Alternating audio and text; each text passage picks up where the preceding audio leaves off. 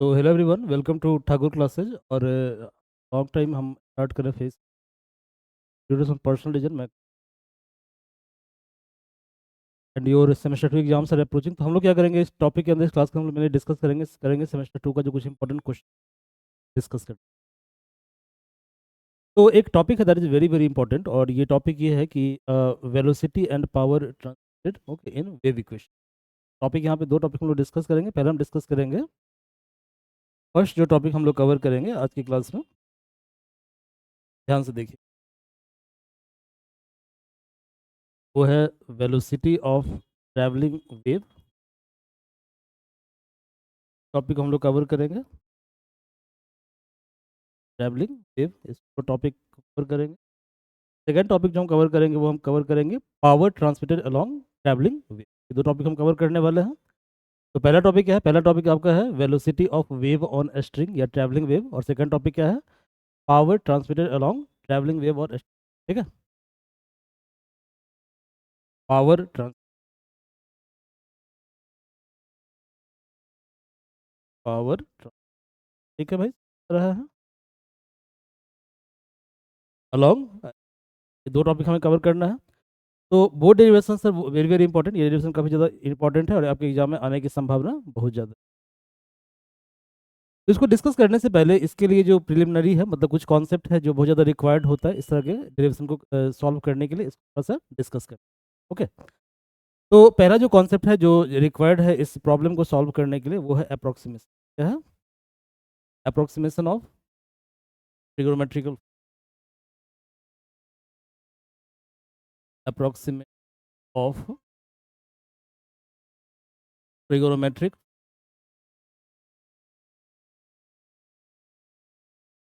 भाई ये पहला प्रिलिमिनरी है फंक्शन, क्लियर है? तो देखिए इन फिजिक्स क्या होता है, जब थीटा का वैल्यू काफ़ी स्मॉल होता है, ठीक है, इवन इन मैथ में भी ऐसा ही होता है। Okay, so for small theta, for small theta, theta की वैल्यू क्या होती है? थीटा मतलब, ठीक है, एंगल का वैल्यू जब काफ़ी स्मॉल होता है इस केस में साइन थीटा को हम नियरली क्या लेते हैं? नियरली हम थीटा लेते हैं।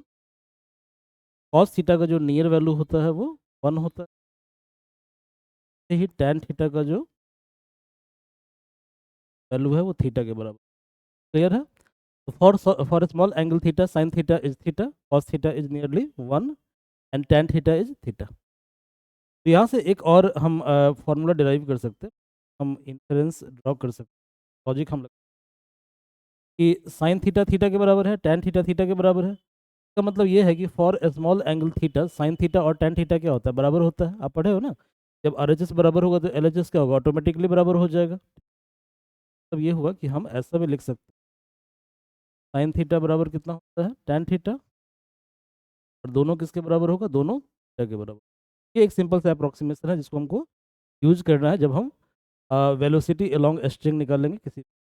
ओके, सेकंड जो चीज़ है वो आप जानते हो अच्छी तरह से, मैं दोबारा एक बार कैप करवा देता हूँ कि रिजोल्यूशन ऑफ वेक्टर, मतलब वेक्टर को हम कैसे रिजॉल्व करते हैं, कॉन्सेप्ट को भी हम लोग यूज करेंगे। रिजोल्यूशन ऑफ वेक्टर कॉन्सेप्ट को भी हम लोग, क्लियर है? तो यहाँ पे आपको दो बातें ध्यान में रखनी है। पहली बात तो आपको ध्यान में ये रखनी है, जैसे मान लीजिए कि देयर इज सम वेक्टर, ठीक है, खोज करो, ये वाई एक्सिस और ये एक्स एक्सिस है, यहाँ पे कोई भी वेक्टर है, इन्हीं वेक्टर और ये थीटा एंगल पर, इसमें ये जो ए एक्स वाला पार्ट है, ठीक है, तो हम बोलते हैं X component of vector, a Y वाले पार्ट को बोलते हैं वाई कंपोनेंट। क्लियर है? और ये जो ए एक्स है इसका वैल्यू कितना होता है? इसका वैल्यू होता है, तो क्या कंडीशन है? केस नंबर 1 है, वेक्टर है A which makes angle theta with X, X angle theta with,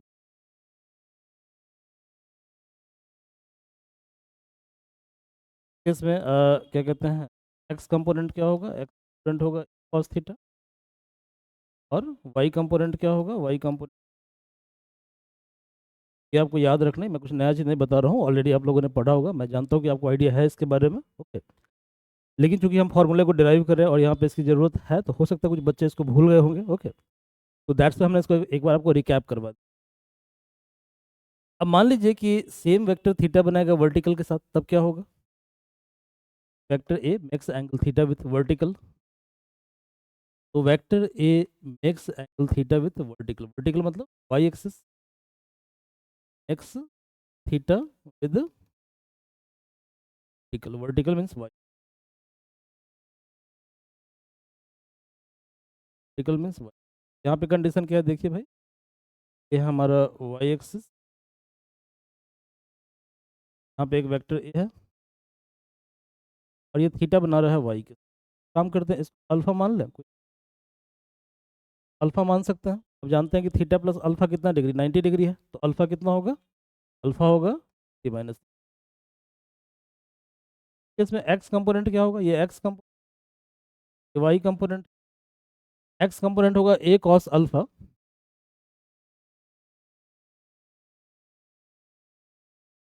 A cos alpha, और अल्फा जो है कितना है? 90 माइनस थीटा,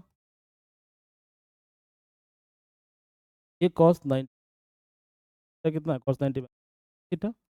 एक कंपोनेंट जब ए साइन थीटा है तो अदर कंपोनेंट ऑटोमेटिकली क्या होगा? A cos theta. क्लियर है? तो आपको ध्यान में रखना है, these are some formulation, some preliminary concept जिसको हम यूज करेंगे while deriving formula for velocity of wave string. ठीक है, नाउ फार्मूला हम डिराइव करते हैं velocity of wave on string. देखिए ठाकुर सर ऐप है, यहाँ पे जो कोर्स है अवेलेबल है, 11-12 IIT JEE एडवांस PET, इस सच कोर्सेज अवेलेबल। यहाँ पे ये नंबर दिया हुआ, इस नंबर पे आप कॉल कर सकते हैं, call on this 91445177। want to join a full course of physics or mathematics? Okay, call on this.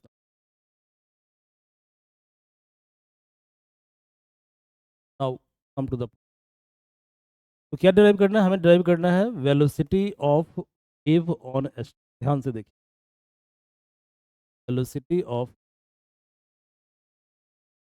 On मतलब रस्सी, रोप, रोप को क्या बोलते हैं? ओके, तो हमने मान लिया है कि जैसे मान लीजिए कि ये स्टेशनरी रोप है, ऐसा ऐसा एक रोप है, इस तरह से फिक्स है। हमने इसको हल्का सा जर्क दिया, मतलब हल्का फोर्स लगाया, हल्का जर्क। तो जैसे इसको जर्क प्रोवाइड करेंगे तो क्या होगा? ये जो पर्टिकुलर स्ट्रिंग है, ठीक है, इसके अंदर क्या होगा? वेव ट्रांसफॉर्म होने लगेगा। ठीक है, यानी जैसे मैंने इसको जर्क प्रोवाइड किया, जर्क मतलब हल्का से इसको स्नैप कर दिया, ऐसे हाथ से स्नैप, ठीक है, हल्का स्नैप करेंगे, नहीं कि पूरा ऐसे ऐसे स्नैप करते रहना। ठीक है, एक बार स्नैप करना, ठीक है, फिर वेव के पैटर्न को स्टडी करना। ओके, तो जैसे हमने एक स्नैप दिया तो क्या हुआ कि यहाँ पे वेव जनरेट हुआ और फिर ये वेव ट्रांसफर होते हुए यहाँ चला गया, ऐसे ये वेव जनरेट हुआ। क्लियर है? अब देखो ये जो सिस्टम है, इस सिस्टम को बोलते हैं कॉन्टिन्यूअस सिस्टम। ठीक है, क्या बोलते हैं इसको हम? Continuous system. जब भी कॉन्टिन्यूअस सिस्टम के प्रॉब्लम को हम सॉल्व करते हैं, ठीक है, तो वहाँ पे एक स्पेशल तरीका होता है सॉल्व करने का, वो हम आगे उस तरीके में हम क्या करते हैं, सबसे पहले हम क्या करते हैं कि जैसे मान लीजिए कि हमको निकालना है velocity of wave on string निकालना है। क्लियर है? देखिए आप एक बात नोटिस कीजिए कि velocity of wave on string जो होगा वो क्या होगा? टेंजेंशियली होगा, टेंजेंशियली होगा। जैसे सर्कुलर पाथ में क्या होता है, मान लीजिए कि ये एक छोटा सा लूप है, ठीक है, एक छोटा सा लूप है। क्लियर है? ऐसा लूप है, तो इस लूप में पार्टिकल जो ट्रैवल कर रहा है, पार्टिकल कहाँ ट्रैवल कर रहा है? पार्टिकल इस पर्टिकुलर पार्ट पे ट्रैवल कर रहा है, पार्टिकल यहाँ ट्रैवल कर रहा है। आ रहा समझ में? तो हर एक पॉइंट पे पार्टिकल की जो वेलोसिटी का डायरेक्शन होगा वो क्या होगा? उस पर्टिकुलर पॉइंट के कॉरेस्पॉन्डिंग टेंजेंट होगा। ठीक है, जैसे इस पॉइंट पे पार्टिकल के वेलोसिटी का डायरेक्शन ये है, जैसे पार्टिकल यहाँ पे आया तो वेलोसिटी इधर हो जाएगा, पार्टिकल यहाँ पे आया तो वेलोसिटी ये हो जाएगा, पार्टिकल यहाँ आया तो वेलोसिटी है। यानी कि पर्टिकुलर पॉइंट से जब हम टेंजेंट को ड्रॉ करेंगे तो पर्टिकुलर पॉइंट पे हम पार्टिकल के वेलोसिटी के डायरेक्शन को हम बता सकते हैं। क्लियर है? यहाँ पे कोई दिक्कत नहीं है।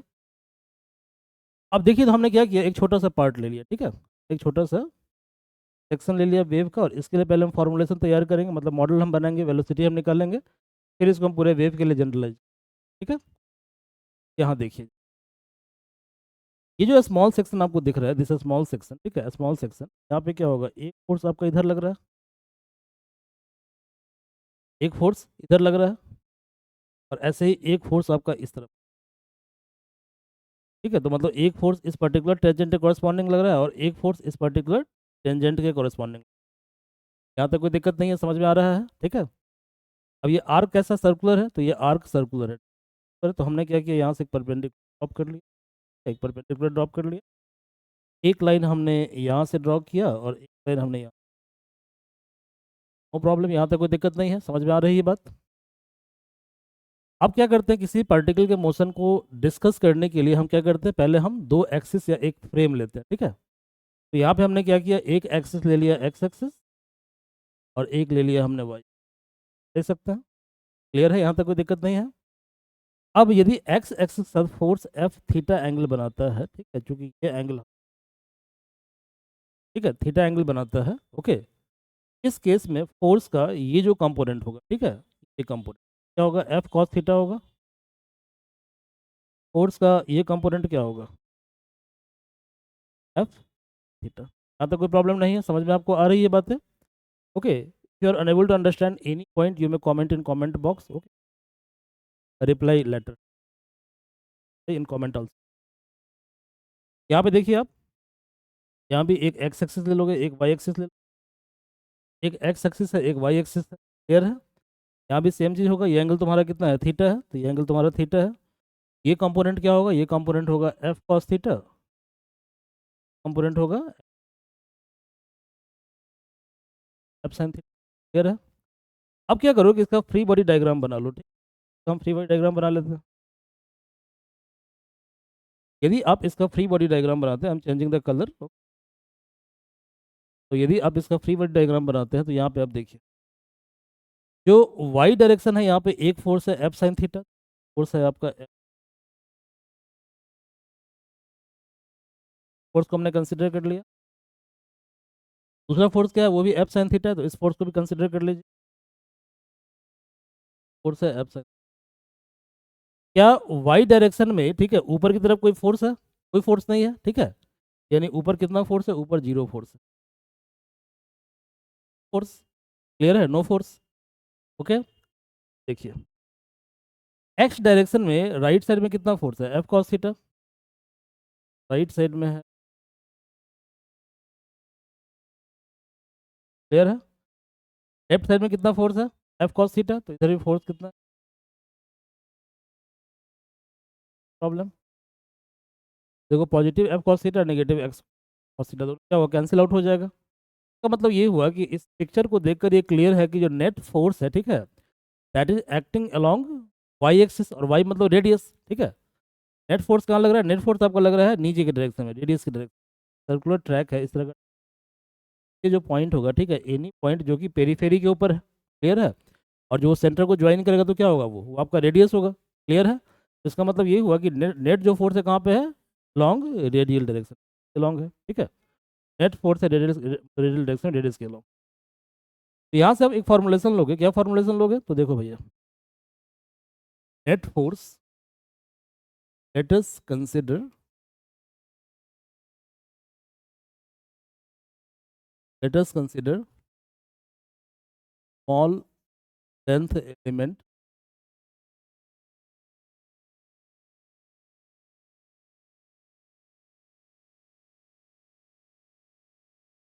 of a string of mass m,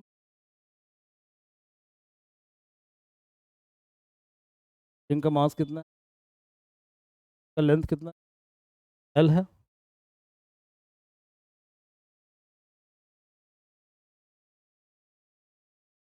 delta, clear है, डेल्टा कहने का मतलब ये हुआ, देखो यार समझो जरा, इस पूरे स्ट्रिंग का लेंथ कितना है, एल है, पूरे स्ट्रिंग का मास कितना है, एम है, ठीक है, और इस टोटल लेंथ में से हमने जो ये वाला लेंथ कंसिडर किया है, दिस वन, ये लेंथ कितना है, ये लेंथ तुम्हारा है डेल्टा एल, आ रहा समझ में। तो हम क्या कर रहे हैं, हम डेल्टा एल वाले पार्ट के मोशन को ही डिस्कस कर रहे हैं, ठीक है, हम पूरे पार्ट के मोशन को डिस्कस नहीं कर रहे हैं, क्लियर है। तो देखो भैया, आप क्या लिख सकते हो, आप लिख सकते हो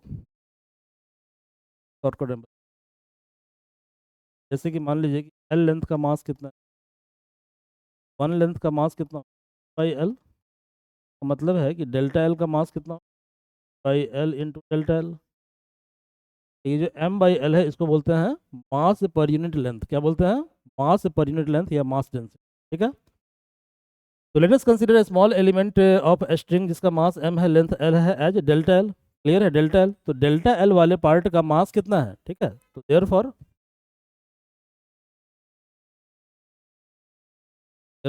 mass of length element delta L, length element मतलब लेंथ का छोटा सा part, length element delta L कितना होगा भैया बताओ? ये आपका हो जाएगा, मास को मान लीजिए आप कुछ देर के लिए डेल्टा एम मान लेते हैं, स्मॉल मास, तो स्मॉल मास बराबर हो जाएगा total mass by total length in delta L. तो हम एक काम करते हैं, जो एम बाई एल है इसको हम लिखते हैं मास पर यूनिट लेंथ या मास डेंसिटी, ठीक है, और इसको हम डिनोट कर रहे हैं कुछ देर के लिए, कोई भी सिंबल ले लीजिए, म्यू ले लीजिए, तो एल यहाँ पे म्यू क्या है, जहाँ पे म्यू आपका है मास डेंसिटी, मास पर यूनिट मास, क्लियर है? अब यहाँ पे मैं एक बात और क्लियर करना चाहता हूँ आपको, ठीक है, many times people got confuse कि डेंसिटी का मतलब मास बाई वॉल्यूम होता है, ठीक है, ये डिपेंड करता है कि बॉडी किससे, क्लियर है? यदि बॉडी वन डायमेंशन का है तो क्या होगा, उस केस में मास डेंसिटी होगा मास बाई लेंथ।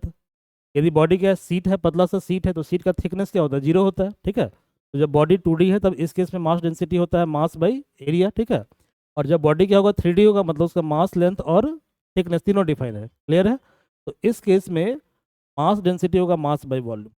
ओके, तो ऑलवेज मास डेंसिटी मास पे वॉल्यूम नहीं होता, ठीक है, डिपेंड करता है कि आप कौन से बॉडी पे काम कर। तो जब बॉडी का डायमेंशन क्या होगा, बॉडी वन डायमेंशनल है, मतलब बॉडी के अंदर सिर्फ लेंथ है, ठीक है, विड्थ क्या है, विड्थ काफ़ी कम है, थिकनेस काफ़ी कम है, इस केस में होता है linear mass density mass by L, ठीक है, यानी उस तरह मास डेंसिटी होगा मास बाई लेंथ, क्लियर है? जब बॉडी क्या, मान लो कोई पतला सा सीट है, ठीक है, तो सीट का थिकनेस क्या होता है, जीरो होता है, लेकिन उसका लेंथ डिफाइन है, विड्थ डिफाइन है, ठीक है, यानी उसके एरिया को तुम डिफाइन कर सकते हो। इस केस में मास डेंसिटी क्या होगा, मास बाई एरिया होगा। और जब तुम क्या करोगे, जब बॉडी का तीनों चीज जैसे डाइस, डाइस जानते हो ना, क्यूब जो होता है क्यूब, तो क्यूब के अंदर क्या होता है, उसका लेंथ मास और थिकनेस तीनों डिफाइन है, क्लियर है? और तीनों क्या आपस में कॉम्पेरेबल है, यानी उसका वॉल्यूम क्या डिफाइन है, तो इस केस में डेंसिटी क्या होगा, मास बाई वॉल्यूम। यहाँ जो हमने स्ट्रिंग लिया था स्ट्रिंग, ठीक है, तो स्ट्रिंग का का मैक्सिमम मास क्या है, मैक्सिमम जो मास है वो लेंथ पे स्प्रेड है, आ रहा समझ में? यानी ये लीनियर सिस्टम होगा, कैसा सिस्टम होगा, ये लीनियर सिस्टम होगा, ठीक है। इस केस में जो है मास डेंसिटी क्या होगा, मास बाई लेंथ होगा, ध्यान रखना है, ठीक है। इसको आप मान लीजिए equation number first, equation number first, यहाँ तक कोई दिक्कत नहीं है, देखिए ये रफ वर्क है, इसमें क्या मैं मत, क्या मैं डेरिवेशन यहाँ से कीजिएगा, okay, you have to plot this diagram, ये डायग्राम प्लॉट करना है प्रॉपर्ली आपको, और यहाँ पे प्रॉपर्ली दिखाना है कि कितना फोर्स यहाँ पे एक्ट, ठीक है, कितना फोर्स यहाँ पे एक्ट कर रहा है। Now look, net force, net acting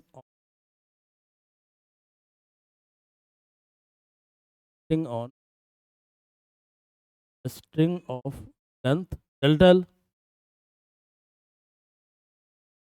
length delta L,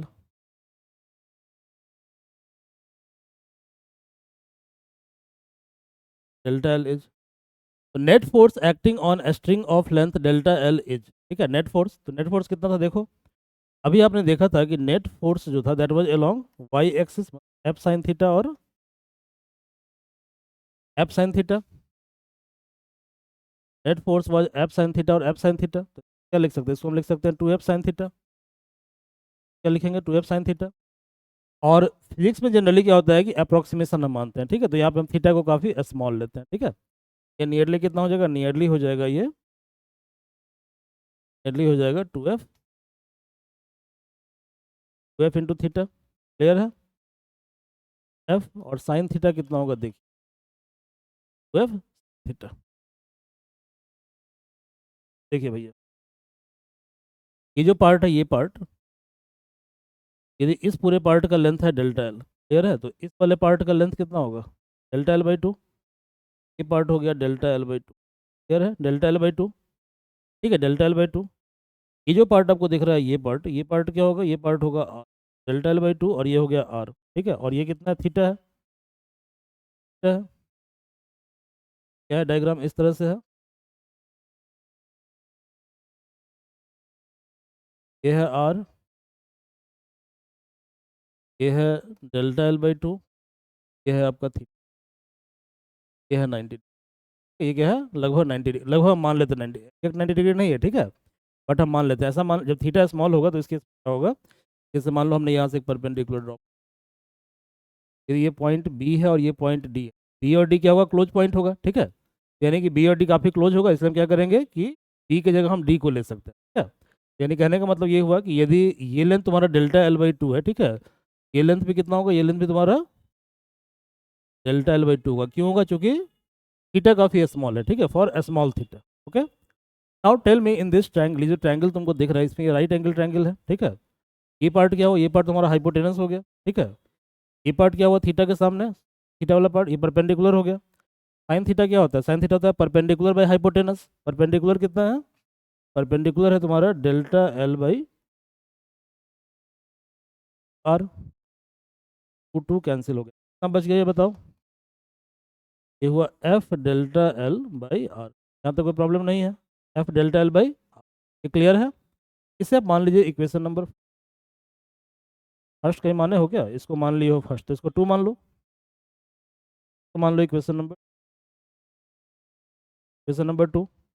तो टोटल जो हमने फोर्स निकाला इसको मान लो एफ नेट, मान लो एफ नेट, अदरवाइज कन्फ्यूजन हो जाएगा। तो एफ नेट हमारा है F∆L/R, यहाँ तक कोई दिक्कत नहीं है। ओके, नाउ एक और कॉन्सेप्ट है, समझो। हमारा जो पार्टिकल है, पार्टिकल, ठीक है, वो सर्कुलर पाथ पे ट्रैवल कर रहा है। पार्टिकल क्या कर रहा है, सर्कुलर पाथ पे ट्रैवल कर रहा है। तो जब कोई पार्टिकल सर्कुलर पाथ पे ट्रैवल करता है तो उस केस में एक्सेलरेशन की जो वैल्यू होती है, ठीक है, वो क्या होता है, सेंटीमीटर एक्सेलरेशन होता है, ठीक है। तो for circular motion, for circular path, का पाथ, एक्सेलरेशन जो होता है, एक्सेलरेशन वो होता है कितना होता है एक्सेलरेशन, बताओ, एक्सेलरेशन होता है v² /r, कितना होता है, v²/r। और इस एक्सेलरेशन को हम बोलते हैं सेंट्रीपिटल एक्सेलरेशन, क्या बोलते हैं, सेंट्रीपिटल एक्सेलरेशन,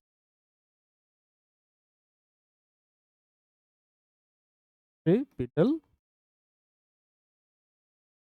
सेंटर के टुवर्ड्स एक्सेलरेशन है, सेंट्रीपिटल एक्सेलरेशन। इसको आप मान लीजिए इक्वेशन नंबर फर्स्ट, क्या मान लीजिए इसको, इक्वेशन नंबर फर्स्ट मान लीजिए, sorry third, I am sorry, third, sorry sorry third. और सेकेंड इक्वेशन से एफ नेट कितना है, एफ नेट है F∆L/R, क्लियर है। तो from equation second, from equation first and second, sorry, from first and second, first and second, first and second, we have acceleration equal to force by mass delta m, force by mass. Total force आपने कितना निकाला है, तो total force आपने निकाला है F∆L/R, total force आपने निकाला है एफ, एफ नेट, F∆L/R, ये निकाला है ना, कुछ गलती लिख दी, F∆L/R, ठीक है, ठीक, F∆L/R बाई डेल्टा एम। तो डेल्टा एम कितना निकाले हो क्वेश्चन फर्स्ट से, तो डेल्टा एम निकाले हो mu into delta L, delta M निकाले हो mu into delta L, delta L, देखो यहाँ पे क्या, F∆L by delta L, delta L cancel हो गया, कोई दिक्कत है यहाँ तक। पर तुम जानते हो कि A = VA² होता है, ठीक है।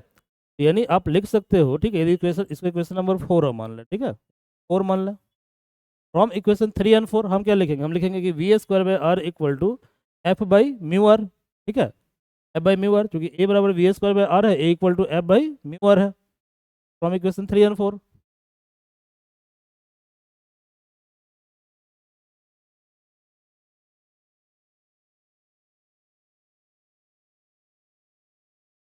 थ्री एंड फोर, तो फ्रॉम इक्वेशन 3 एंड 4 आप लिख सकते हो VA² equal to F/μr, VA² equal to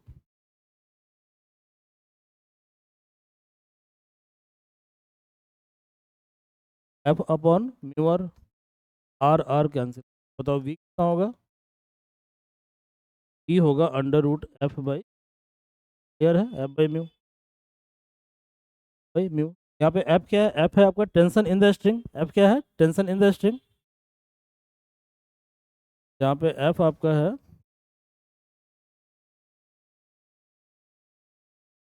tension in string. Mu क्या है? म्यू मास पर यूनिट लेंथ।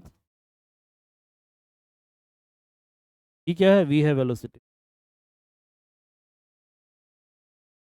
क्या है? वी है। क्लियर है भाई? वी है वेलोसिटी। तो velocity of wave on string, इसका फॉर्मूला होता है under root F by mu. Okay, I hope आपको ये डेफिनेशन समझ में आया होगा, डेरिवेशन समझ में आ गया होगा। एक बार दोबारा इसको हम रिकैप कर लेते हैं। तो सबसे पहला स्टेप क्या है? पहला स्टेप ये है कि पहले हमने क्या किया, पहले हमने एक स्ट्रिंग ले लिया। We have taken one string, एक स्ट्रिंग है और यहाँ पर से क्या हो रहा है, यहाँ से वेव पास कर रहा है, ठीक है। फिर हमने स्ट्रिंग का एक छोटा सा सेक्शन ले लिया और छोटे सेक्शन पे हमने ये कैलकुलेट किया कि इस पर टोटल फोर्स कितना एक्ट कर रहा है, ठीक है। तो हमने देखा कि इस पर टोटल जो फोर्स एक्ट कर रहा है, तो एक फोर्स आपका है एफ, फोर्स है एफ जो कि इस पर्टिकुलर टेंजेंट पॉइंट के अलॉन्ग लग रहा है, और एक फोर्स यहाँ पे एफ है जो इस पर्टिकुलर टेंजेंट पॉइंट के अलॉन्ग लग रहा है, ठीक है। फिर हमने क्या किया, इस फोर्स को ब्रेक किया, तो ब्रेक करने पे एक कंपोनेंट आया F cos theta, F sine theta, F cos theta, F sine theta, ठीक है। जब इसको हमने ड्रॉ किया फ्री बॉडी डायग्राम पे, तो F cos theta cancel out हो गया, तो टोटल फोर्स हमारे पास आ गया एफ साइन थीटा। और ये फोर्स कहाँ पे? ये फोर्स है अलॉन्ग रेडियस डायरेक्शन, ठीक है, रेडियस डायरेक्शन। फिर हमने क्या किया, फिर हमने स्ट्रिंग का एक छोटा सा पार्ट ले लिया डेल्टा एल, और वहाँ से आपका डेल्टा एल वाले पार्ट का जो मास आया that was M by L into delta L, that is mu. हमने मान लिया क्वेश्चन। फिर हमने क्या किया, देखा कि नेट फोर्स हमारा कितना है, नेट फोर्स हमारा है एफ साइन थीटा, लेकिन हमने यहाँ पे अप्रोक्सीमेशन यूज किया कि थीटा काफ़ी स्मॉल है। अप्रोक्सीमेशन यूज करने पे हमारे पास एफ नेट आ गया F delta L by R. और फिर हमने देखा कि चूंकि पाथ आपका सर्कुलर है, ठीक है, तो सर्कुलर पाथ के लिए जो एक्सेलरेशन होता है वो कितना होता है, वी स्क्वायर बाई आर होता है, ठीक है। और फिर हमने इक्वेशन फर्स्ट सेकंड को यूज करते हुए ए निकाला, ए कितना है, F net by delta M, F हमारा है था F delta L by R, ठीक है। और डेल्टा एम कितना था, म्यू टू डेल्टा एल था। इसको सिंप्लीफाई किया, सिंप्लीफाई करने पे एक्सेलरेशन हमारा आ गया F by mu into R. Clear है? अब इक्वेशन थर्ड से एक्सेलरेशन कितना है, वी स्क्वायर बाई आर, और इक्वेशन फोर्थ से एक्सेलरेशन कितना है, F by mu into R है, ठीक है। हमने दोनों को इक्वेट कर दिया, तो दोनों को आप इक्वेट कर दें, इक्वेशन फर्स्ट थर्ड और फोर्थ को इक्वेट करेंगे, तो V square by R equal to F by mu R है, आर आर कैंसिल आउट हो गया, तो यहाँ से वेलोसिटी का वैल्यू आ जाएगा अंडर रूट एफ बाई, ठीक है। यहाँ पे velocity V equal to F by mu है, जहाँ पे एफ क्या है, टेंशन इन द स्ट्रिंग है, और म्यू क्या है, मास पर यूनिट। इसका मतलब ये हुआ कि अब यहाँ से हम क्या कर सकते हैं, कुछ फार्मूला को हम डिड्यूस कर सकते हैं। वो आपके एग्जाम के लिए इंपॉर्टेंट नहीं है, ठीक है, आपके एग्जाम के लिए इतना ही इंपॉर्टेंट नहीं है, यदि आपके एग्जाम में क्वेश्चन आएगा, ओके, यदि क्वेश्चन पूछा तो कि derive the formula for velocity of wave travelling along the और prove that v equal to under root F by mu, और so that velocity of wave on the string is given by v equal to under root F by mu. F की जगह वहाँ पे T भी हो सकता है, T का मतलब टेंशन, तो एफ क्या होगा, F any kind of force होगा। क्लियर है? बाकी सारे स्टेप सेम रहे, ठीक है। तो थोड़ा सा और देख लीजिए, ठीक है। तो चूंकि फार्मूला हमारे पास आया है equal to under root F by, formula हमारे पास आया है एफ बाई म्यू, इसका मतलब ये हुआ कि जो वेलोसिटी है ये दो चीज़ों पे डिपेंड करता है, ठीक है, it is function of two thing. या तो ये फोर्स पे डिपेंड करेगा और दूसरा किस पे डिपेंड करेगा, मास पर यूनिट लेंथ पे डिपेंड करेगा, ठीक है। तो मैथमेटिक्स में एक होता है पार्शियल डिफरेंशिएशन, आपने पढ़ा होगा, तो उसमें आपने ये पढ़ा होगा कि जब एक पर्टिकुलर वेरिएबल दो से ज़्यादा वेरिएबल पे डिपेंड करता है, क्लियर है, एक टाइम में क्या होगा कि एक ही वेरिएबल के साथ वो वेरी करेगा। इसका मतलब ये हुआ, इसका मतलब ये हुआ कि क्योंकि वेलोसिटी डिपेंड करता है एफ और म्यू के ऊपर, ओके, तो वन टाइम में क्या होगा कि यदि वेलोसिटी प्रोपोर्शनल एफ के है तो म्यू कांस्टेंट होगा, और यदि वेलोसिटी प्रोपोर्शनल के है तो एफ क्या होगा, कांस्टेंट होगा, ध्यान रखना है, ठीक है। क्लियर है? तो बोलते हैं पार्शियल डिफरेंसेस। देखो, if mu equal to constant, mu को हम कांस्टेंट, इस केस में क्या होगा, इस केस में velocity is proportional to under root tension in the string. यहाँ से एक फॉर्मुलेशन आ जाएगा 1/v2, मतलब velocity in first string, velocity in second string equal to tension in first string divided by tension in. एक तो ये formulation, it is very very important formulation, ध्यान में रखना है। सेकेंड फॉर्मुलेशन जो आपको ध्यान में रखना है वो ये रखना है कि if F equal to constant, F equal to constant, इस केस में क्या होगा कि velocity is proportional root under 1/, clear है, 1/म्यू। यहाँ से 1/v2 कितना हो जाएगा, 1 हो जाएगा अंडर रूट भाई, क्लियर है भाई? भाई म्यू। दो फार्मूला आपको ध्यान में रखना है, दे वेरी स्टैंडर्ड रिजल्ट, ठीक है। जैसे जब कभी आपने नेट की तैयारी की होगी या आईआईटी का तैयारी किया होगा तो वहाँ पे इस तरह के फार्मूला पे बेस्ट डायरेक्ट क्वेश्चन आता है। ओके, तो वैसे ये +2 में ही पढ़ना आपको है, और आपका जो सेमेस्टर 2 का कोर्स है वहाँ भी आपको पढ़ना है। ठीक है भाई, आई होप आपको ये डेरिवेशन समझ में आ गया होगा। 3-4 बार देखिएगा, प्रैक्टिस की, और बस स्टेप को ध्यान में रखना है कि कौन सा स्टेप कैसे है। जैसे आपको ध्यान रखना है कि पहला स्टेप क्या होगा, पहले हम क्या करेंगे, पहले हम डेल्टा एल पार्ट को लेंगे, फिर डेल्टा एल पार्ट पे हम टोटल फोर्स को निकालेंगे। पहला स्टेप हो गया। सेकंड स्टेप में क्या करना है कि वहाँ पे फोर्स में एक टर्म आएगा साइन थीटा, तो साइन थीटा की वैल्यू को निकालना है। थर्ड स्टेप में क्या करना है कि एक्सेलरेशन इक्वल टू v² होता है। और फोर्थ स्टेप में क्या करना है कि दोनों एक्सेलरेशन को इक्वेट कर देना और रिजल्ट। ये 3-4 स्टेप आपको ध्यान में रखना है, विल गेट द। तो आज के लिए इतना ही रहने दीजिए। So thank you everyone.